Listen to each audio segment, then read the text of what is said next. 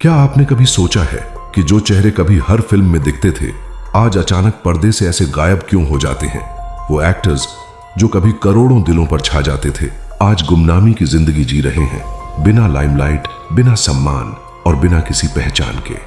वत्सल सेठ, जिसने Tarzan the wonder car से करोड़ों दिल जीत लिए थे, उस मासूम चेहरे, उस मासूम हीरो को देखकर हर कोई कहता था यह बॉलीवुड का अगला बड़ा स्टार बनेगा। लेकिन क्या हुआ कि जिस एक्टर को पूरा देश पसंद कर रहा था वो अचानक फिल्मों से ही गायब हो गया। कुछ लोग कहते हैं कि एक छोटी सी पर्सनल गलती और एक बड़े सुपरस्टार से अनजाने में हुई अनबन ने वत्सल का पूरा करियर चौपट कर दिया। यहां तक कहा गया कि अजय देवगन ने ही इस नए एक्टर को साइडलाइन करवा दिया क्योंकि वत्सल का नाम काजोल से जोड़कर मीडिया में चर्चा हो रही थी। लेकिन क्या वाकई ये सच था? क्या एक अफवाह ने वाकई एक टैलेंटेड एक्टर का करियर तबाह कर दिया, या फिर वत्सल सेठ भी उसी इंडस्ट्री पॉलिटिक्स का शिकार हो गया जिसमें टैलेंट से ज्यादा चलती है पहचान? असरानी जो कभी कॉमेडी किंग थे तो कभी धार्मिक या राजनीतिक किरदारों में जान डाल देते थे, लेकिन आज कहीं खो गए हैं, नजरअंदाज कर दिए गए। लक्ष्मीकांत बेर्डे जो अपनी मासूम शक्ल और तूफानी कॉमेडी से हर सीन में जान डाल देते थे, जिन्होंने हम आपके हैं कौन और मैंने प्यार किया जैसी सुपरहिट फिल्मों में सबका दिल जीता, लेकिन एक वक्त आया जब वो हंसते हंसते अचानक गुम हो गए। ना कोई चर्चा, ना कोई विदाई, बस चुपचाप पर्दे के पीछे चले गए। क्यों? क्या इंडस्ट्री ने उन्हें हल्के में लिया, या फिर हंसी के पीछे कोई ऐसा दर्द छुपा था जो कभी किसी ने जाना ही नहीं? तीनों का करियर अचानक क्यों रुक गया? क्यों इंडस्ट्री ने ऐसे टैलेंटेड एक्टर्स को भुला दिया?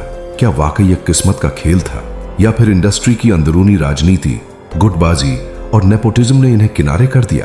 आज की इस वीडियो में हम जानेंगे इन तीनों की सच्ची, अनसुनी और गुमनाम होती कहानियां जो ना आपने सुनी होंगी, ना ही कभी किसी ने बताई होंगी। चलिए अब वीडियो को शुरू करते हैं। क्या एक सुपरस्टार एक उभरते हुए कलाकार का करियर बर्बाद कर सकता है? क्या अजय देवगन जैसे बड़े एक्टर ने जानबूझकर एक नए टैलेंट को खत्म कर दिया? क्या एक मासूम गलती, एक सीनियर से किया गया सवाल किसी का पूरा फिल्मी भविष्य छीन सकता है? एक ऐसा एक्टर जो कभी हर टीनेजर का क्रश था, जिसकी स्माइल देखकर लड़कियां दीवानी हो जाती थीं, जिसे एक टाइम पर नेक्स्ट शाहरुख खान कहा गया, आज वो कहां है? आपको याद है टार्जन द वंडर कार, उस फिल्म का हीरो वत्सल सेठ? एक फिल्म से रातों रात स्टार बनने वाला वो चेहरा आज न तो बड़े पर्दे पर है, न टीवी पर, न ही सोशल मीडिया पर कोई हलचल। तो सवाल उठता है, आखिर ऐसा क्या हुआ जो उसका पूरा करियर ठप पड़ गया? क्या वाकई अजय देवगन ने उसके साथ ऐसा कुछ किया था? क्या उनके बीच हुआ एक झगड़ा एक करियर का द एंड बन गया, या फिर यह महज इंडस्ट्री के उन खौफनाक गेम्स का हिस्सा था जहां टैलेंट से ज्यादा मायने रखते हैं रिश्ते?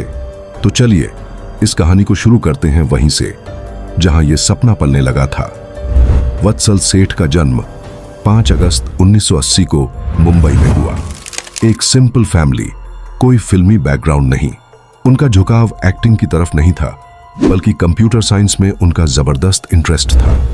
उन्होंने जय हिंद कॉलेज से पढ़ाई की और उनका सपना था एक बड़ा सॉफ्टवेयर इंजीनियर बनने का। लेकिन कहते हैं ना, किस्मत को जो मंजूर होता है वो होकर रहता है। वत्सल के एक दोस्त की मम्मी टीवी की स्क्रिप्ट राइटर थी। एक दिन उन्होंने कहा, वत्सल, एक नया शो आ रहा है, जस्ट मोहब्बत, ऑडिशन मेरे ऑफिस में हो रहे हैं, ट्राई क्यों नहीं करते? वत्सल ने पहले मना किया, एक्टिंग में कोई इंटरेस्ट नहीं था। लेकिन जैसे ही दोस्त की मम्मी ने जोर दिया, वो बिना किसी तैयारी के ऑडिशन देने पहुंच गए और किस्मत ने वहीं पर दरवाजा खोला। डायरेक्टर को उनकी नेचुरल एक्टिंग इतनी पसंद आई कि उन्हें सीधा जय मल्होत्रा का रोल मिल गया। जस्ट मोहब्बत 1996 से 2000 तक चला। इस शो ने वत्सल को घर घर में फेमस कर दिया। लेकिन इसके बाद उनके पेरेंट्स ने उन्हें समझाया, बॉलीवुड में बिना गॉडफादर के टिकना मुश्किल है, पढ़ाई पूरी करो। वत्सल मानो एक्टिंग से ब्रेक लिया और पढ़ाई में जुट गए। फिर आया साल 2003, जब अब्बास मस्तान एक अलग तरह की फिल्म पर काम कर रहे थे, टार्जन द वंडर कार, एक ऐसी कार जिसमें आत्मा बसी हो। अब्बास मस्तान एक ऐसे फ्रेश चेहरे की तलाश में थे जो अभी तक बॉलीवुड में ना देखा गया हो और थोड़ी बहुत एक्टिंग जानता हो। जब वत्सल का ऑडिशन हुआ, डायरेक्टर्स इंप्रेस हो गए। उनके चेहरे की मासूमियत, नेचुरल डायलॉग डिलीवरी और जस्ट मोहब्बत का अनुभव, सब कुछ परफेक्ट था। अब्बास मस्तान ने उन्हें फिल्म का हीरो बना दिया। राज चौधरी। अब कहानी में एंट्री होती है अजय देवगन की। इस फिल्म में अजय देवगन ने वत्सल के पिता का रोल निभाया। हालांकि उनका रोल सिर्फ शुरुआती आधे घंटे का था, लेकिन उनका स्टारडम फिल्म को एक मजबूत बेस देता था। शूटिंग के दौरान अजय देवगन और वत्सल की बॉन्डिंग शानदार थी। वत्सल खुद कहते हैं कि अजय उन्हें कैमरा फेसिंग, डायलॉग डिलीवरी और बॉडी लैंग्वेज सिखाते थे। लेकिन कहते हैं बॉलीवुड में रिश्ते जितनी जल्दी बनते हैं उतनी ही जल्दी बिगड़ भी जाते हैं, और यहीं से कहानी मोड़ लेती है। एक दिन सेट पर कोई सीन रीटेक पर रीटेक हो रहा था। वत्सल ने अपनी फ्रस्ट्रेशन में एक लाइन कह दी, सर क्या हम सीन को थोड़ा अलग तरह से ट्राई कर सकते हैं? शायद ये लाइन गलत टाइम पर गई। कहते हैं अजय देवगन को ये बात पसंद नहीं आई। कुछ लोगों का दावा है कि इसके बाद अजय देवगन का रवैया बदल गया। लेकिन क्या सिर्फ इतनी सी बात से कोई सुपरस्टार किसी न्यूकमर का करियर बर्बाद कर देगा, या इसके पीछे कुछ और था? यहाँ एक और थ्योरी आती है, nepotism. Tarzan the wonder car के बाद वत्सल के पास कई फिल्म ऑफर आए, लेकिन उनमें से ज्यादातर अचानक कैंसिल हो गए। वजहें दी जाती, आप इस रोल के लिए फिट नहीं लगते, हमें कोई और मिल गया है, या फिर कोई कॉन्ट्रैक्ट इशू। एक तरह का अनऑफिशियल बैन जैसा माहौल बन गया। और वहीं दूसरी तरफ बॉलीवुड में एंट्री ले रहे थे रणबीर कपूर, शाहिद कपूर, ऋतिक रोशन जैसे नेपोटिज्म किड्स, जिनके पीछे पूरा सिस्टम खड़ा था। अब आप ही सोचिए, एक ओर स्टार किड्स जिन्हें सब कुछ प्लेट में मिल रहा था, और दूसरी ओर वत्सल सेठ जो खुद से सब बना रहे थे, लेकिन हर जगह दीवारें खड़ी की जा रही थीं। क्या यह सब संयोग था या कोई साजिश? सन 2004 में टार्जन रिलीज हुई, ब्लॉकबस्टर साबित हुई। वत्सल रातों रात स्टार बन गए, लेकिन फिर भी अगली फिल्म के लिए 4 साल का इंतजार। साल 2008 में आई नन्हा जैसलमेर फ्लॉप, फिर हीरोज, फिर पेइंग गेस्ट, सब फ्लॉप। लगातार नाकामियों के बाद कोई प्रोड्यूसर उन्हें हीरो के तौर पर लेना नहीं चाहता था। उनका करियर डूब चुका था। अब सवाल उठता है, अगर टार्जन हिट थी तो बाकी फिल्में क्यों फ्लॉप हुई? क्या यह सब बस किस्मत थी या किसी की प्लानिंग? यहां पर कुछ इनसाइडर्स बताते हैं। अजय देवगन चाहते थे कि उनका एक रिश्तेदार जिसे वह लॉन्च करना चाहते थे, वत्सल के साथ एक फिल्म करे ताकि उसे वत्सल की फेम का फायदा मिले। लेकिन वत्सल ने उस फिल्म को मना कर दिया। स्क्रिप्ट पसंद नहीं आई थी। यही मना करना शायद उन्हें बहुत महंगा पड़ा।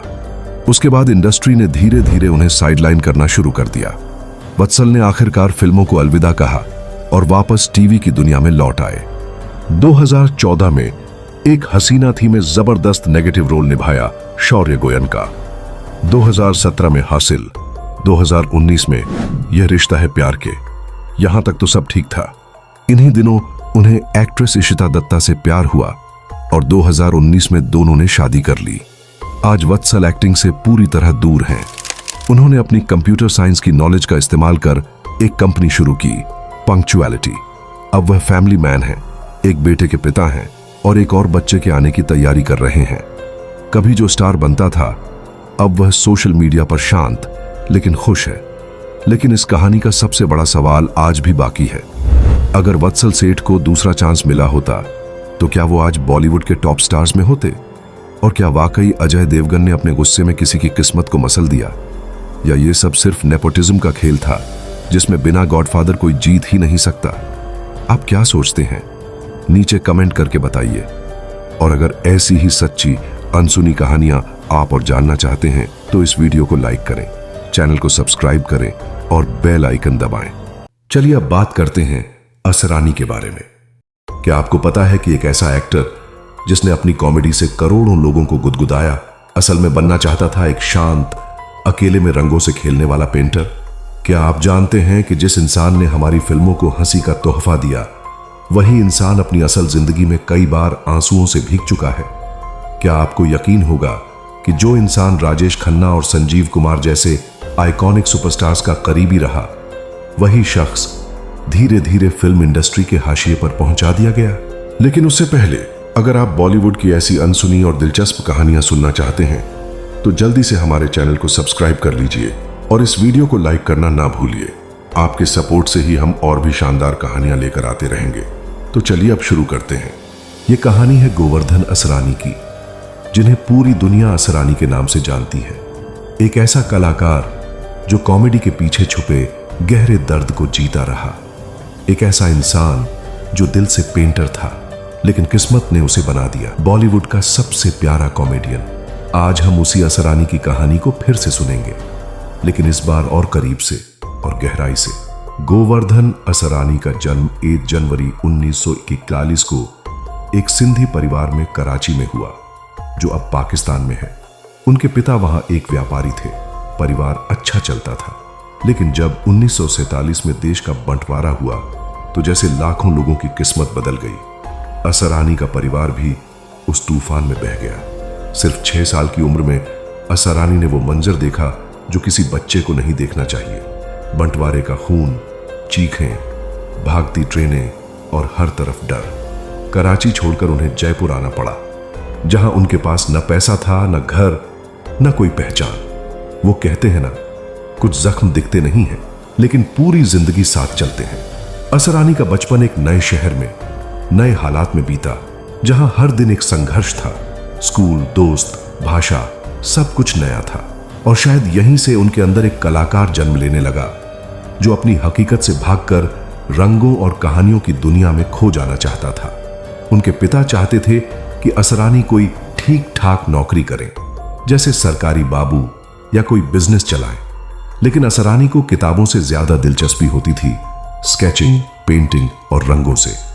उन्होंने जयपुर स्कूल ऑफ आर्ट्स से आर्ट की पढ़ाई शुरू की और घंटों रंगों से खेलते रहते। लेकिन कभी कभी किस्मत एक कलाकार को वहां ले जाती है, जिसके बारे में वो कभी सोचा भी नहीं होता। एक दिन असरानी ने राज कपूर की एक फिल्म देखी, शायद आवारा, और उस दिन उन्हें लगा कि पर्दे पर कहानियां सिर्फ दिखती नहीं हैं, वो दिल में उतरती हैं। उनकी आंखों में एक नया सपना बस गया, एक्टिंग का। अब सोचिए, 1960 का दौर, जयपुर जैसे शांत शहर से निकलकर मुंबई जाना, वहां जाकर एक्टिंग का करियर बनाना और फिर फिल्म इंडस्ट्री में टिकना, यह सब किसी पहाड़ पर चढ़ने जैसा था। लेकिन असरानी ने ठान लिया। वो मुंबई पहुंचे और सीधे दाखिला लिया film and television institute of India, FTII, Pune में, जो उस समय पूरे देश में एक्टिंग का सबसे बड़ा और प्रतिष्ठित संस्थान था। FTII में दाखिला मिलना आसान नहीं था। वहां हजारों सपने आते थे, लेकिन चुनिंदा ही पास होते थे। असरानी पास हुए और एक्टिंग की दुनिया में पहला कदम रखा।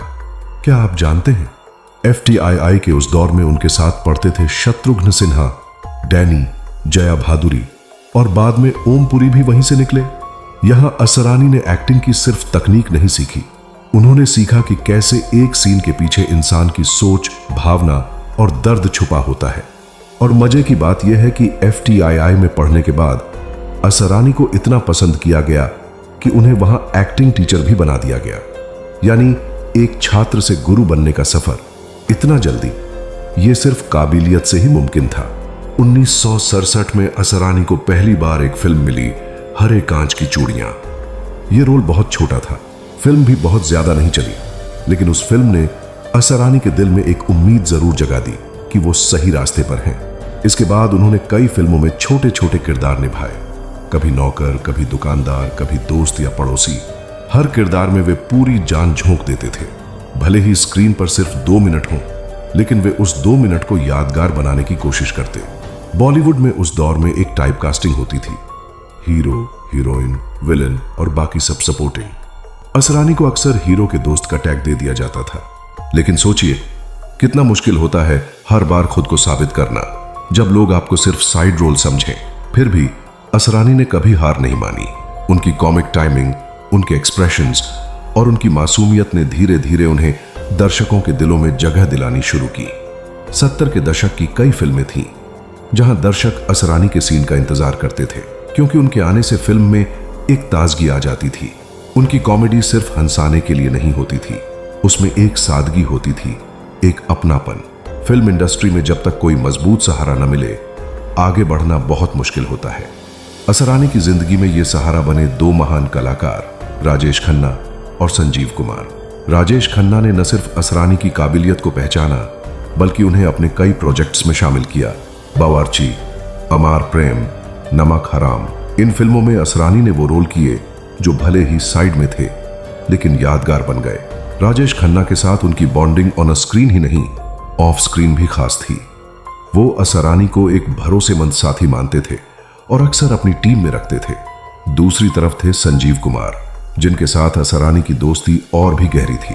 दोनों ने साथ में कई फिल्मों में काम किया, कभी एक दूसरे के कॉम्प्लीमेंट बनकर तो कभी कॉन्ट्रास्ट बनकर। संजीव कुमार के गंभीर अभिनय के बीच असरानी की हल्की फुल्की कॉमेडी एक बेहतरीन संतुलन बनाती थी। दर्शक इस जोड़ी को पसंद करने लगे। शायद यही वजह है कि बॉलीवुड के कई डायरेक्टर्स उन्हें बार बार साथ में कास्ट करने लगे। इन रिश्तों ने असरानी को एक ऐसा प्लेटफॉर्म दिया जिससे वे छोटे किरदारों के बावजूद बड़े बनते चले गए। फिर आया साल 1975 और आई एक ऐसी फिल्म जो भारतीय सिनेमा की सबसे बड़ी फिल्म बन गई, शोले। इस फिल्म में असरानी का किरदार सिर्फ कुछ मिनटों का था, लेकिन उन कुछ मिनटों ने उन्हें अमर कर दिया। हम अंग्रेज के जमाने के जेलर हैं, ये लाइन आज भी जैसे इतिहास में दर्ज हो चुकी है।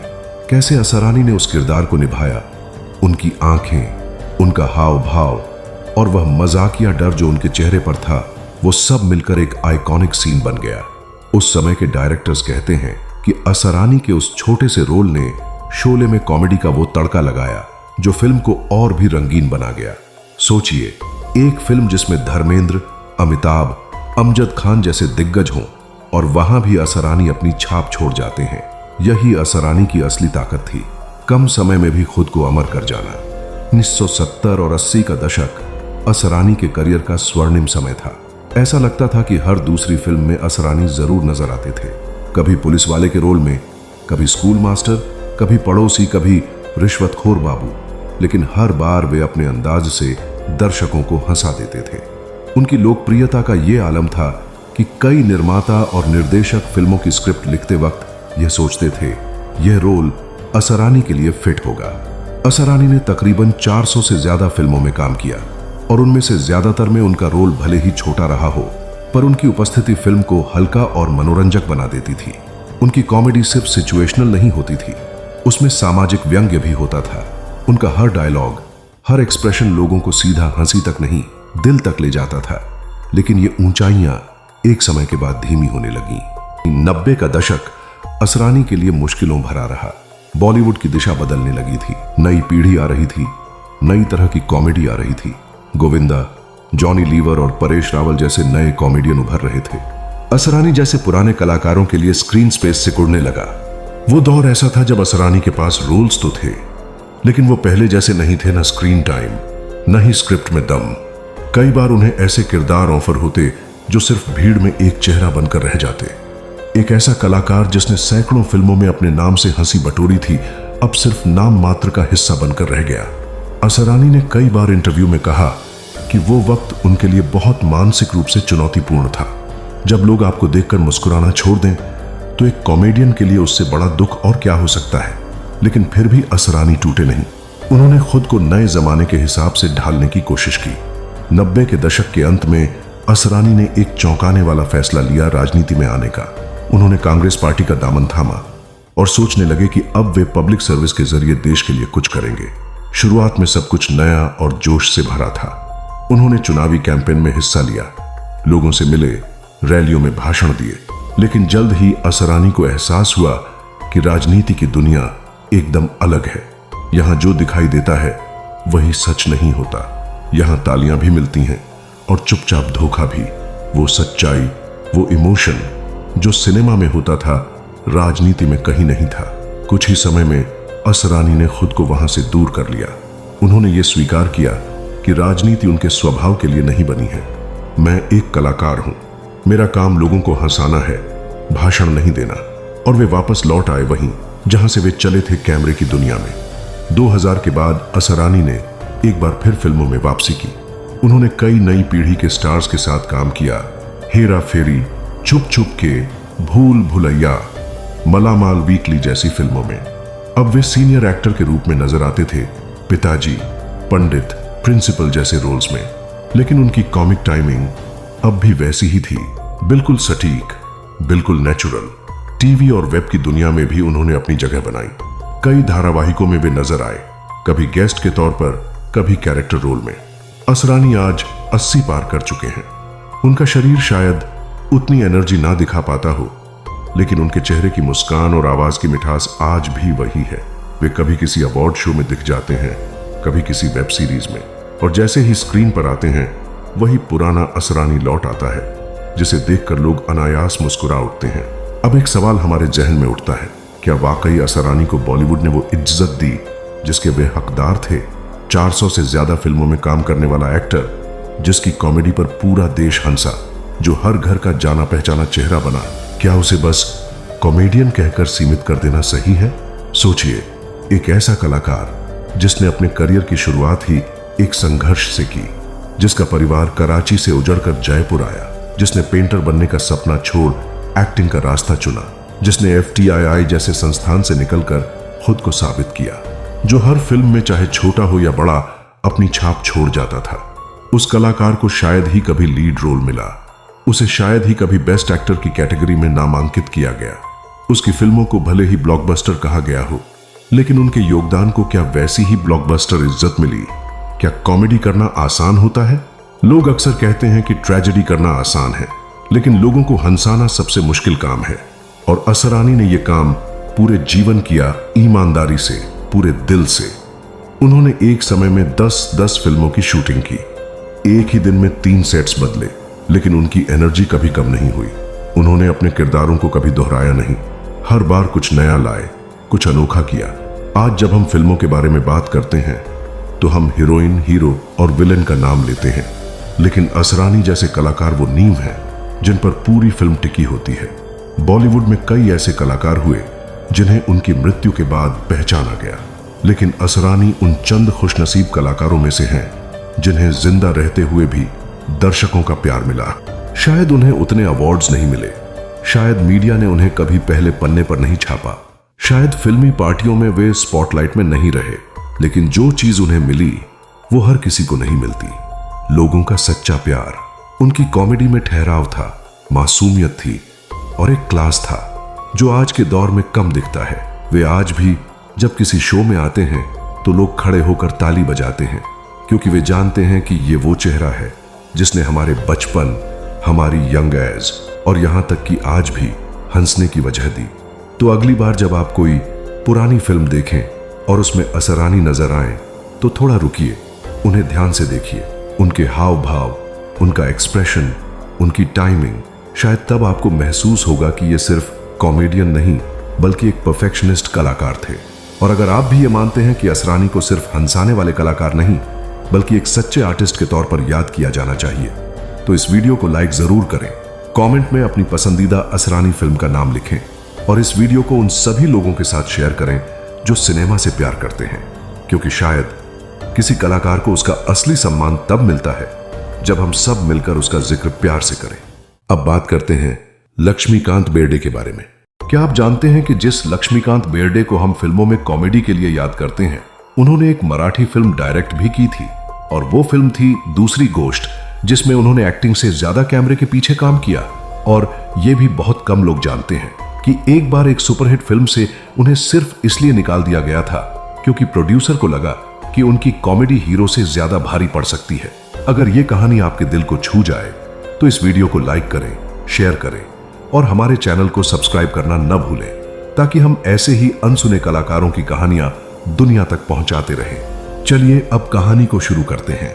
लक्ष्मीकांत बेर्डे नाम सुनते ही एक चेहरा आंखों के सामने आ जाता है जो हमेशा हंसता है, जो अपनी मासूम अदाओं से हर सीन को जिंदा कर देता है। लेकिन उस हंसी के पीछे एक ऐसा इंसान छिपा था जिसने अपने बचपन में बहुत कुछ खोया और फिर भी दुनिया को सिर्फ खुशी दी। 1954 में मुंबई के एक साधारण मराठी परिवार में जन्मे लक्ष्मीकांत का बचपन बेहद सादा था। उनके पिता सरकारी नौकरी में थे, मां गृहिणी थी और घर में आर्थिक हालात इतने अच्छे नहीं थे कि बच्चों को ज्यादा सुविधाएं मिले। लेकिन लक्ष्मीकांत में बचपन से ही कुछ अलग था। उन्हें आवाजों की नकल करने का शौक था। वो रेडियो पर आवाजें सुनते और फिर उन्हें हूबहू दोहराते। स्कूल में पढ़ाई से ज्यादा उनका ध्यान हमेशा उस तरफ रहता जहां उन्हें मंच मिल सके, कुछ बोलने या करने को मिल सके। धीरे धीरे यही शौक जुनून बन गया। पढ़ाई के बाद उन्होंने एक रेडियो मर्चेंट की दुकान में काम शुरू किया। वो ग्राहकों से बात करते, रेडियो ठीक करते, लेकिन दिमाग कहीं और होता। मन हमेशा एक्टिंग की तरफ खींचता रहता। तभी उन्हें पहली बार एक लोकल थिएटर ग्रुप में शामिल होने का मौका मिला। थिएटर उनके लिए सिर्फ एक शौक नहीं था, वो उनकी असली पाठशाला बना। मराठी लोकनाट्य और नाटकों के जरिए उन्होंने अपने अंदर के कलाकार को तराशना शुरू किया। शुरुआत में रोल छोटे थे, कई बार बिना डायलॉग के भी, लेकिन उन्होंने हर किरदार को ऐसे निभाया जैसे वही मुख्य भूमिका हो। एक बार का किस्सा है, एक नाटक में उन्हें सिर्फ दरवाजा खोलने का रोल मिला था, लेकिन उन्होंने उस सीन को भी इतने मजेदार अंदाज में निभाया कि दर्शक हंसते हंसते लोटपोट हो गए। नाटक के निर्देशक ने उसी दिन कहा, यह लड़का एक दिन बड़ा नाम करेगा। थिएटर में काम करते करते उन्होंने ये जाना कि कॉमेडी सिर्फ हंसी का खेल नहीं है, वो टाइमिंग, ऑब्जर्वेशन और दिल से खेलने की कला है। और लक्ष्मीकांत इस कला के उस्ताद बनते जा रहे थे। धीरे धीरे उन्हें छोटे मोटे टीवी शोज और मराठी फिल्मों में छोटे रोल मिलने लगे। हर बार वो अपने किरदार में कुछ ऐसा कर जाते जो बाकी एक्टर्स से उन्हें अलग बना देता। लेकिन अभी भी वो स्टार नहीं थे, बस एक मेहनती कलाकार थे जो सपने लिए दौड़ रहा था। और फिर आया वो मोड़ जहां उन्हें पहली बार एक बड़े मराठी निर्देशक ने लीड रोल ऑफर किया। वो लक्ष्मीकांत बेर्डे की जिंदगी का सबसे बड़ा टर्निंग पॉइंट बन गया। मराठी सिनेमा के मशहूर निर्देशक महेश काठारे एक नए प्रोजेक्ट पर काम कर रहे थे। फिल्म का नाम था माझा पति करोड़पति।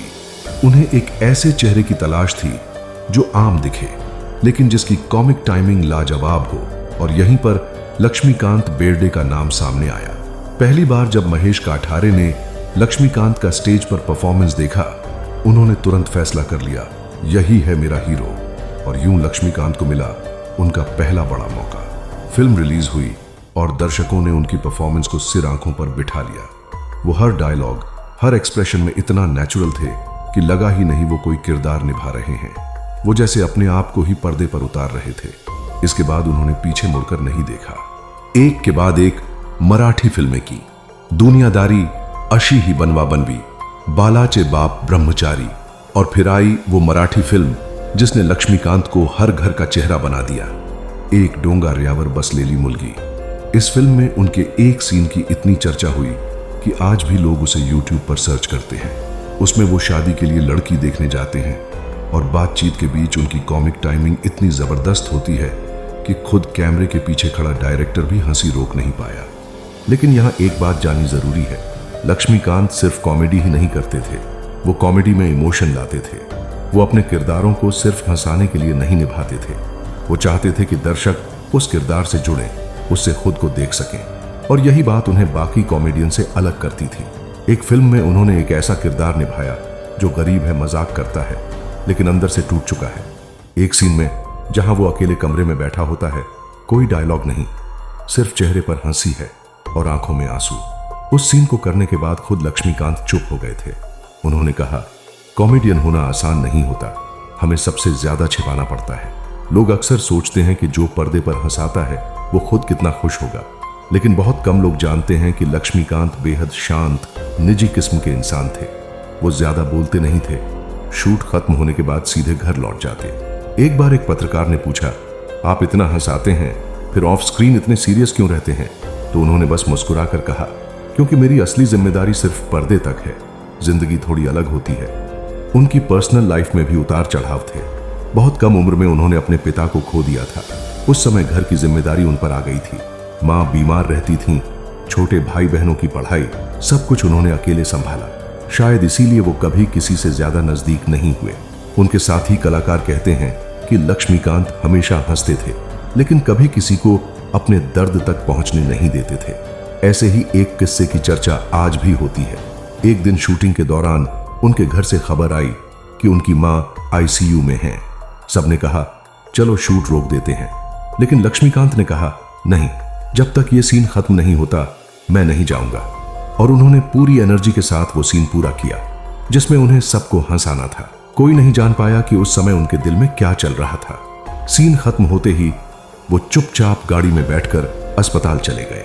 ऐसा कलाकार था वो, जिसने कभी अपना दर्द किसी पर जाहिर नहीं होने दिया। लेकिन क्या आपको पता है कि एक वक्त ऐसा भी आया जब हिंदी फिल्मों ने भी उनके टैलेंट को पहचाना।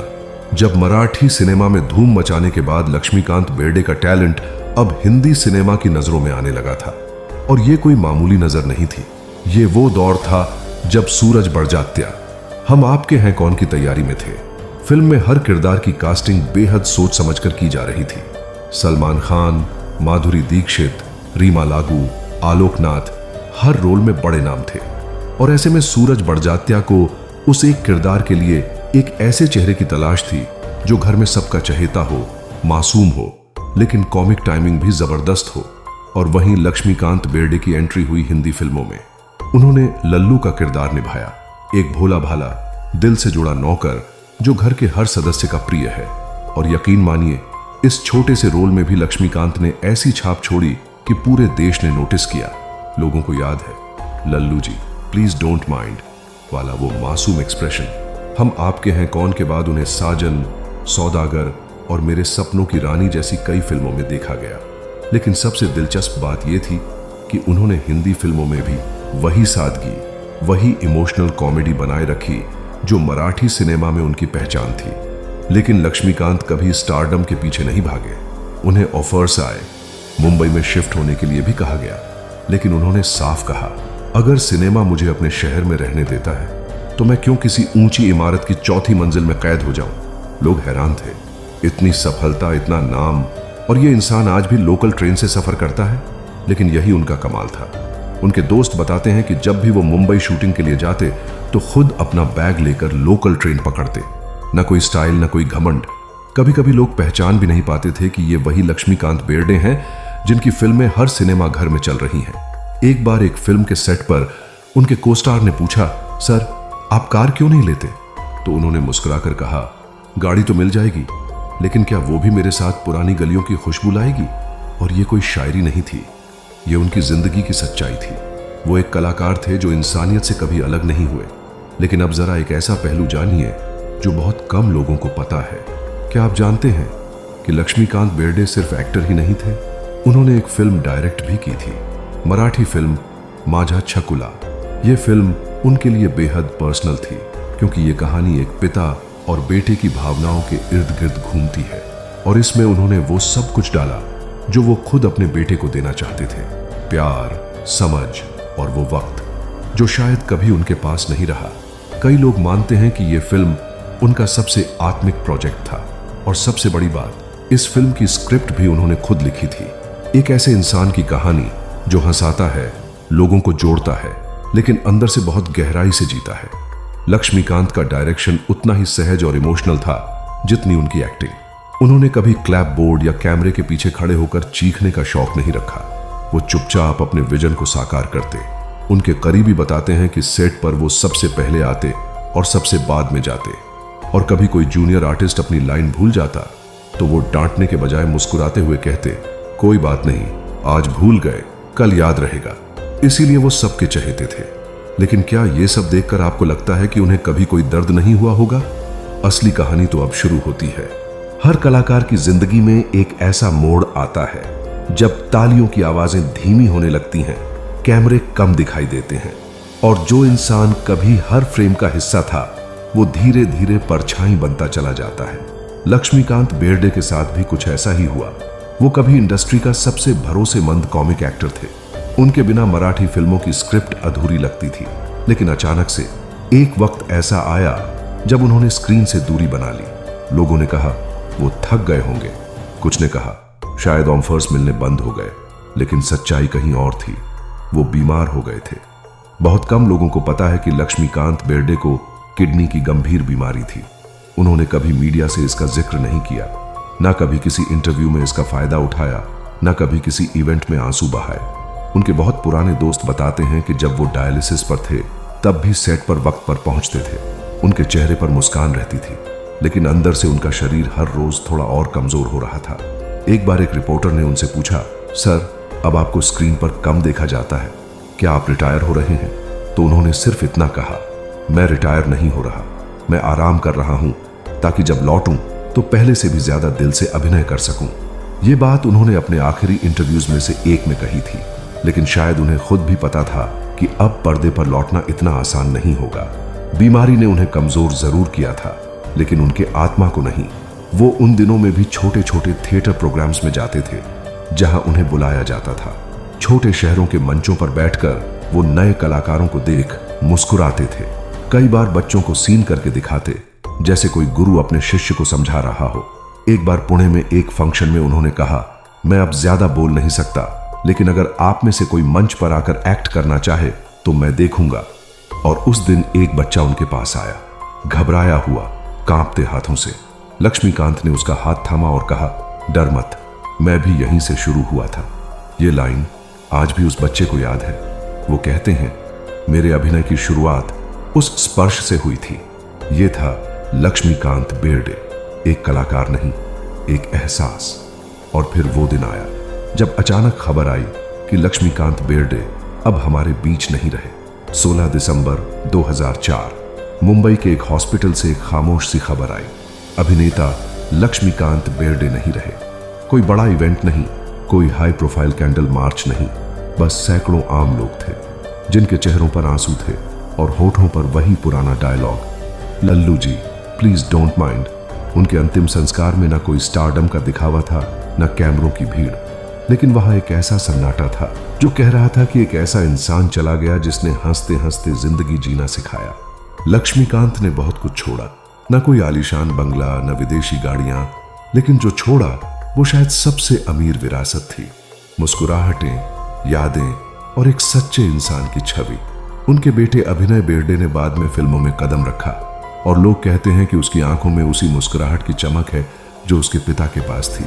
आज भी अगर कोई पुरानी मराठी फिल्म लग जाए या हम आपके हैं कौन का कोई सीन आ जाए तो लोग एक पल को रुक जाते हैं और कहते हैं, यार ये आदमी कितना अच्छा था। जब हम किसी कलाकार को देखते हैं तो अक्सर हम सिर्फ उसकी फिल्मों, उसके किरदारों को याद करते हैं, लेकिन क्या हमने कभी सोचा है कि उस चमकती हुई जिंदगी के पीछे, उस चेहरे के पीछे असल इंसान कैसा था? लक्ष्मीकांत बेर्डे का जीवन हमें यही सिखाता है कि एक कलाकार सिर्फ अपने रोल के लिए नहीं बल्कि अपनी इंसानियत के लिए भी याद किया जाना चाहिए। उनका वो हंसता हुआ चेहरा जो पर्दे पर हमें हंसाता था, असल जिंदगी में भी उतना ही सच्चा और सीधा था। वो ना कभी दिखावा करते थे, ना कभी अपनी मुश्किलों को सबके सामने लाते थे। और सबसे बड़ी बात ये कि उन्होंने जो दिया वो सिर्फ अभिनय नहीं था, उन्होंने दूसरों के लिए भी रास्ते बनाए, छोटे कलाकारों की मदद की बिना किसी उम्मीद के। इसलिए उनके बारे में जो सबसे बड़ी बात कही जाती है वो ये कि वो पर्दे पर जितने बड़े कलाकार थे, असल में उतने ही बड़े दिल वाले इंसान थे। क्या हम कभी ये समझ पाएंगे कि उनकी असली विरासत क्या थी? क्या हम केवल उनके किरदारों को याद रखेंगे या उस इंसान को भी याद रखेंगे जिसने अपने जीवन में सच्चाई, प्यार और ईमानदारी से सबका दिल जीता? किरदार तो मर जाते हैं पर इंसान की अच्छाई उसकी सबसे बड़ी विरासत होती है और यही विरासत लक्ष्मीकांत बेर्डे ने हमें दी है। आज जब आप उनकी फिल्में देखें तो सिर्फ ये मत सोचिए कि वो एक रोल निभा रहे थे, सोचिए कि वो जिंदगी जी रहे थे। और अगर ये कहानी आपके दिल को छू गई हो तो इसे जरूर शेयर कीजिए। ऐसे कलाकार सिर्फ पर्दे पर नहीं, दिलों में जिंदा रहते हैं। हमारे चैनल को सब्सक्राइब करना न भूलें ताकि हम ऐसी और कहानियां आप तक पहुंचा सकें। और अगली बार जब आप उन्हें पर्दे पर देखें तो बस इतना याद रखें, वो सिर्फ एक रोल नहीं निभा रहे थे, वो जिंदगी जी रहे थे।